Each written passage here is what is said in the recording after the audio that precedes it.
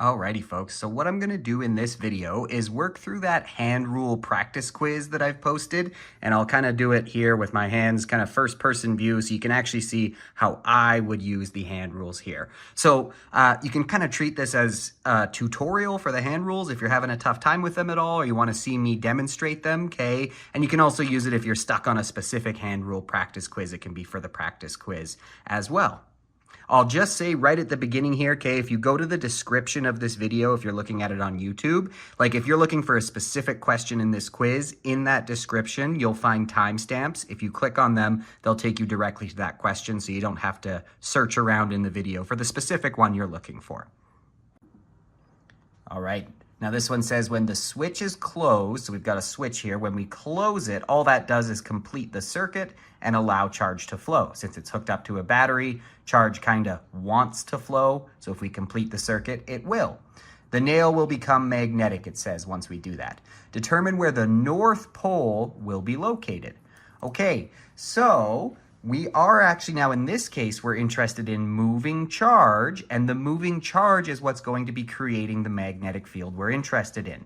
So we're not talking about, a moving charge that enters an external magnetic field and feels a force as a result. We just have a charge moving, and that's going to create a magnetic field around it. So we want one of our first two hand rules. Okay, now in this case, where we're interested in, the charge is the thing moving in the circle. So it makes more sense to use the second hand rule, where the circular part of our hands represents the charge motion, and the thumb represents the magnetic field within those circles, right? As it moves in a circle, okay, the magnetic field within the coil there is going to be pointed in the direction of our thumb. Now, we can take a look here. If I were a positive charge, I would want to get away from the positive terminal and go through the coil like this, right? So let's try with my right hand, the second hand rule. So I always find it helpful to, think about the first thing it does. So the positive charges are going to wrap around, they're going to wrap around the back of the nail like that. And then in front, they'll be moving to the right side of the screen, right? Then back around toward the left side of the screen in the back. They're going to be moving like this. And so we can see our right thumb, thinking about positives, okay, is going to be pointed towards the top of the page, towards the head, the flat part of the nail. So remember, this points towards the induced North Pole. So there should be a North Pole here because we're thinking of the magnetic field inside the coil. So it's leaving north, entering south. So the magnetic field within the coil is pointed towards the top of the page. It's about to leave north here. So it looks like the North Pole should be at the head. Let's try with our left hand and see if we can confirm the same result. If I were a negative charge, I would want to leave here and I would come around this way. And then you can see in front of the nail, we're actually going that way, right? So we're kind of curling around like that. In the back, behind the nail, our fingers would be pointed that way, okay, towards the right side of the page. And sure enough, we get the same result with the left hand. The North Pole should be up here. Okay, so an electron is moving away from you. From your perspective, what would be the direction of its magnetic field? So here we're interested in a charge that's moving, right? An electron is charged, and the magnetic field that it creates as a result. So not an external magnetic field that it enters and feels a force. We're just saying charge is moving, that automatically creates a magnetic field, and we want to know what the direction of the magnetic field would be from our perspective. Well, it's an electron, so it's negative. So let's take our left thumb, and it's moving away from us. So let's point our left thumb away from us. And our fingers should show the direction of the magnetic field surrounding it. Okay, so which direction are our fingers going? Looks like they're pointing counterclockwise, right? The opposite way a clock moves. There's 12 o'clock, 11 o'clock, 10 o'clock, etc., right? So counterclockwise for this one. So if the arrows are showing the direction of conventional current, okay, so that's how a positive would move. choose the true statement below. North pole's on the left or North pole's on the right, or there is no north or south. Well, we can eliminate that one right away. We know that whenever charge moves, it induces a magnetic field. When it moves in a coil like this, within the coil, right, the charge is straight towards one or the other, creating what we call an electromagnet. All right, so we can see that the current is kind of moving up in the front of this solenoid, and that means it would be wrapping around back to go down behind, right? Up in front, down behind. So if we take our right hand, because we're thinking about current, we can see that, okay, so the magnetic field is now my thumb within the coil, right? So we say it points towards the induced north pole, because magnetic field within the coil would be going to north, leaving north, entering south, leaving north, entering south. So it looks like the north pole is on the left side of the solenoid. We can always confirm using the other type of charge. So we'll imagine what a negative would do, and we should still get the same result, right? Because it shouldn't matter what we think about as long as we do it correctly.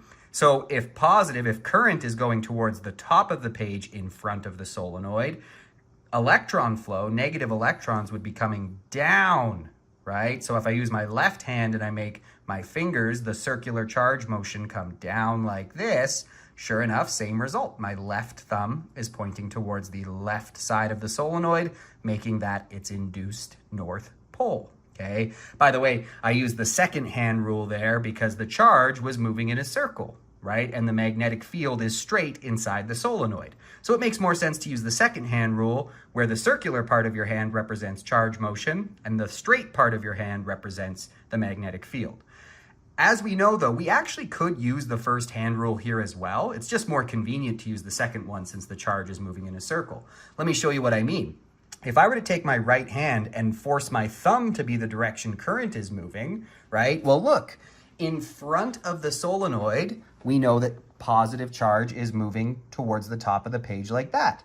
And our fingers show the magnetic field direction. See that, right? And then as we wrap around the back, where current is now behind, current would be going down towards the bottom of the page, but still my fingers are pointed towards there, making that the direction of the magnetic field inside the coil. So even with the first hand rule, we get the same result, right? If you imagine taking your right thumb, it's kind of hard for me to actually do it, but rotating it around the solenoid like that, notice that entire time, my fingers are pointed towards the left side of the page, indicating that this is producing a magnetic field inside the coil towards the left, making that north. But second hand rule definitely easier to use here since the charge is moving in a circle. Same result though. Okay, so a compass is held in front of a current carrying wire as shown below.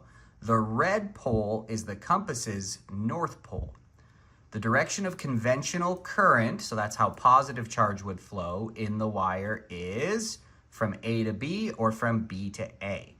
Okay, well, again, now what we're interested in here, this is charge is moving through the wire, and as a result, that charge is creating a circular magnetic field around it. Okay, so this is a job for one of our first two hand rules, not the third hand rule where the charge enters an external magnetic field that it had nothing to do with creating and feels a force as a result. So we want one of these ones. Okay, now, first or second, well, our charge is moving in a straight line, right? The charge is moving through the wire in a straight line. So makes more sense to use the first hand rule where the thumb is the charge motion, the straight thing, and the circular magnetic field that surrounds that charge motion will be the circular part of our fingers, our fingers. Okay, so we call this the wire grasp rule because you literally imagine grabbing the wire. Now, since it's current, which is how a positive would flow, let's use our right hand, okay? And then we've got to think about this. If the magnetic field here, or if the compass, I should say, is pointing its north pole in front of the wire toward the left side of the screen, remember, we define magnetic field direction as how a test compass would align its north magnet. So that means the magnetic field produced by the charge moving through this wire is to the left side of the screen in front of the wire. So let's take our right fingers, which represent the magnetic field produced by this charge as it moves, and orient them so that they are pointed in front of the wire towards the left side of the page. And we see that we're left with our right thumb pointing down towards the bottom of the page, right? So for the magnetic field to be doing what it's doing here, the charge, the positive charge, conventional current, must be flowing down towards the bottom of the page. So that would be from A to B. And again, we can always check our work by using the other hand rule and seeing if we get a consistent result. Okay, so if positive charge was flowing from A to B, we would expect negative charge to flow from B to A. But it still should be producing the same magnetic field. It's not like the magnetic field that's produced is different. We can see that because the compass is here. So if I take my left hand and I point my fingers towards the left side of the page, sure enough, I get that negative charges would be flowing from B to A, which means current, which is what we were asked to find, would flow from A to B. So I feel pretty good about our answer. All right, so the diagram below shows a solenoid and the arrows indicate the direction that conventional current is flowing. Solenoid, again, just a coil of wire, essentially. So we want to choose the correct magnet that could be placed on the right side of the solenoid to create an attraction between the two.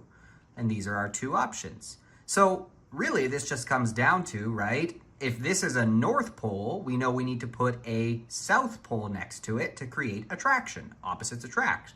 But if this is a south pole, then we need to put a north pole next to it to create attraction. Opposites attract. So really, this just comes down to what kind of pole is here, and then we'll choose the one that has the opposite pole on the left side so that they attract when we put that magnet over here, okay?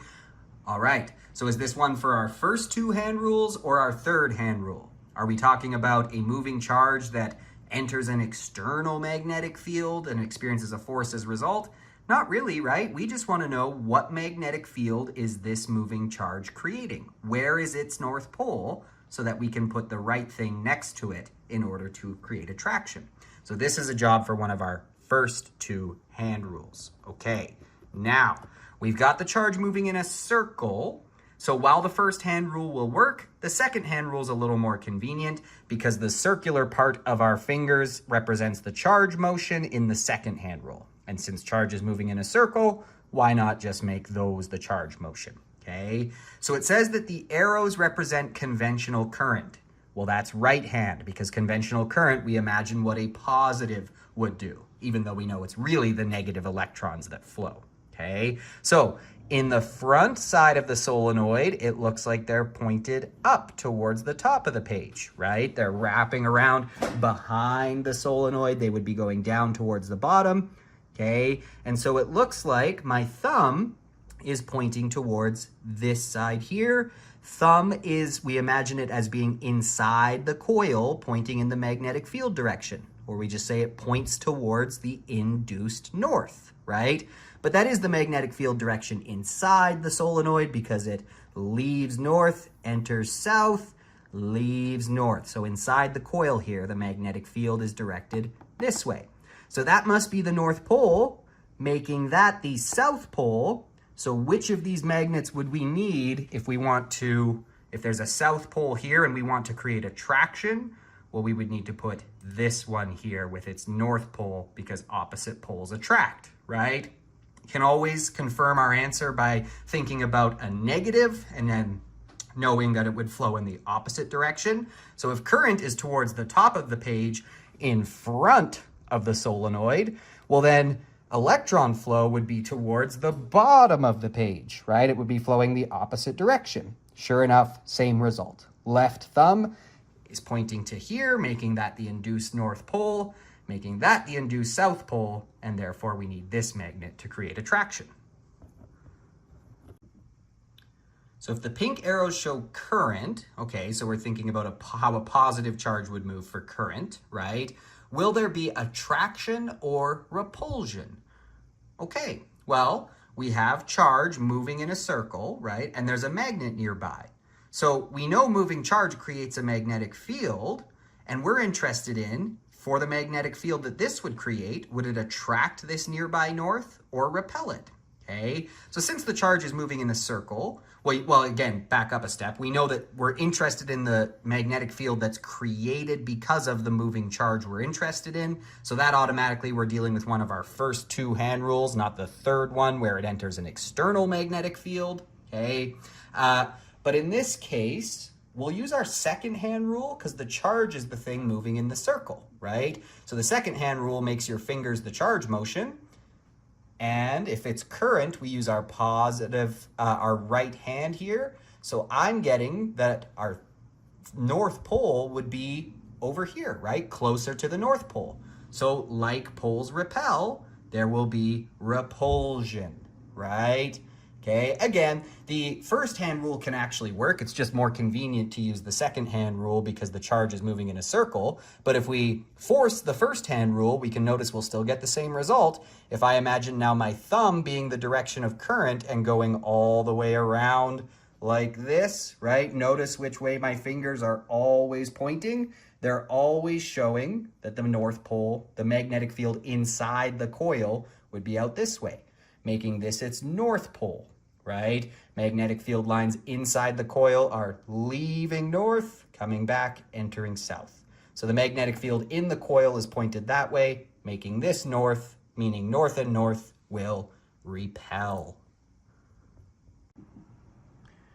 So which of the following diagrams correctly shows the direction of the induced magnetic field surrounding the wire in the area indicated in red?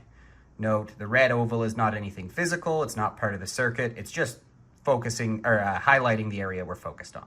Okay, so we want, in this case, we're thinking about the magnetic field that's produced by a moving charge, right? So that means we want one of our first two hand rules, not the third hand rules where we have it enters an external magnetic field and feels a force as a result of that. Okay, we're actually interested in the magnetic field created by the charges as they move.